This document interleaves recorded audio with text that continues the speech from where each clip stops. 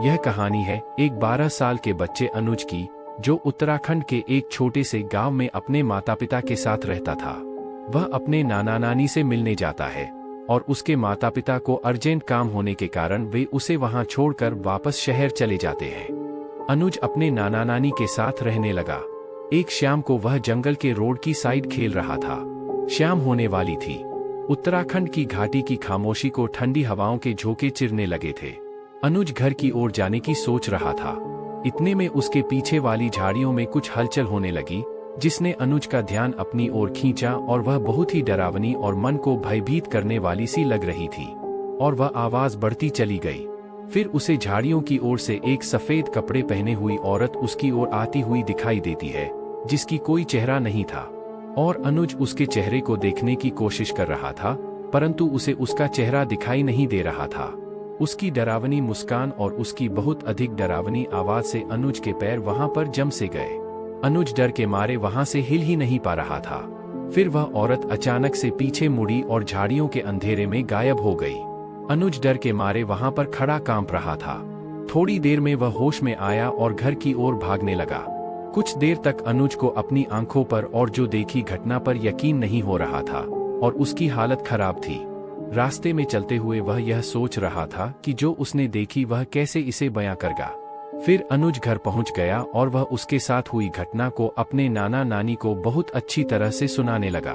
उसके नाना नानी उस घटना सुनकर हैरान होने के साथ साथ रोने लगे।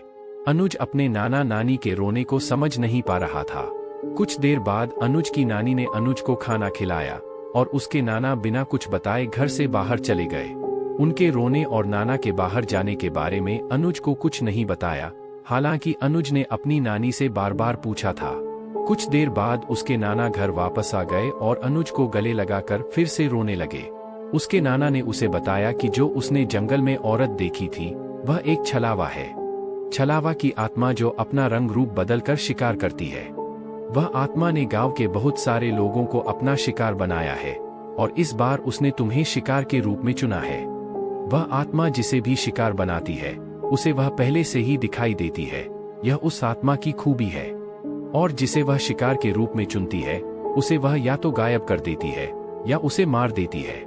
वह किसी बहाने से उस व्यक्ति को जंगल की ओर बुलाती है। फिर उस व्यक्ति के साथ क्या होता है किसी को मालूम नहीं है और आज तक किसी को मालूम भी नहीं लगा है। जो वह व्यक्ति आज तक उस आत्मा के नजर में आया है वह बच नहीं पाया है और अनुज उसका अगला शिकार होने वाला है।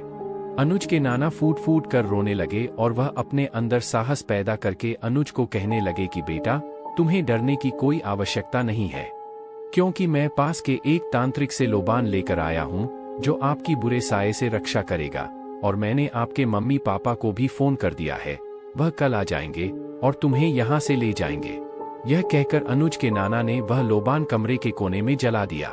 लोबान जलाने के बाद अनुज के नाना ने कहा कि कमरे के अंदर जाने के बाद कुछ भी हो जाए पर दरवाजा नहीं खोलना है। यह कहकर नाना ने दरवाजा बंद कर दिया और फिर अनुज अंधेरे कमरे के कोने में बैठकर रोने लगा। वह कमरे में बैठा हुआ सोच रहा था और उसे अपने नाना नानी के रिएक्शन को देखकर कुछ समझ नहीं आ रहा था और जो उस आत्मा का हुआ हादसा था वह उसके दिमाग से नहीं निकल पा रहा था। उसके कानों में वह खौफनाक आवाजें गूंज रही थीं और उसे बहुत ही डर लग रहा था। वह दिन होने का इंतजार कर रहा था। उसके ठीक 2 घंटे बाद दरवाजा खटखटाने की बाहर से आवाज आई, अनुज बेटा, अनुज बेटा, अब तुम बाहर आ सकते हो। अनुज बेटा, अब खतरा टल गया है, तुम बाहर आ सकते हो। अनुज बात को ध्यान से सुनने के लिए दरवाजे के पास चला जाता है। फिर उसे नाना की बताई हुई बात याद आ जाती है कि कुछ भी हो जाए परंतु गेट नहीं खोलना है। इतने में ही उसके कमरे में से बहुत गंदी बदबू आने लगती है। फिर उसने अचानक से पीछे मुड़कर देखा तो वह बदबू उसी लोबान से आ रही थी। अनुज बहुत घबरा जाता है और फिर वही गेट के बाहर से आवाज आती है और वह इसी डर से वहां पर बेहोश होकर गिर जाता है। अगले दिन अनुज के माता पिता उसे वहां से ले जाते हैं और अनुज के नाना नानी फिर चैन से रह पाते हैं। उन्हें ऐसा लगता है कि वे अनुज को मौत के मुंह से बचा लाए हैं। अनुज के साथ घटी उस घटना के बाद लगभग 1 साल बीत जाता है। अब अनुज उस सदमे से बाहर निकल चुका है, लेकिन वह फिर कभी अपने नाना नानी के पास नहीं जाता। हालांकि उसका अपने नाना नानी से गहरा लगाव है, परंतु उसके घर वाले मानते हैं कि वह अभी तक पूरी तरह से ठीक नहीं है। इसलिए अनुज के पिता गांव जाकर वह लोबान लाते हैं जिसे उसके नाना अपने घर पर जलाया करते थे। अनुज के पिता इसे अपने घर में प्रतिदिन सुबह जलाते हैं। फिर एक दिन अचानक अनुज की नानी का फोन आया और उसे बताया गया कि उसके नाना की तबीयत खराब है। उसने तुरंत अपने माता पिता के साथ उनके पास जाने का निर्णय लिया, लेकिन जब वह वहां पहुंचा तो वह साया अभी भी उसके ऊपर छाया हुआ था। एक दिन किसी बहाने से अनुज जंगल की ओर चला गया और वहीं उस आत्मा ने उसे मार डाला।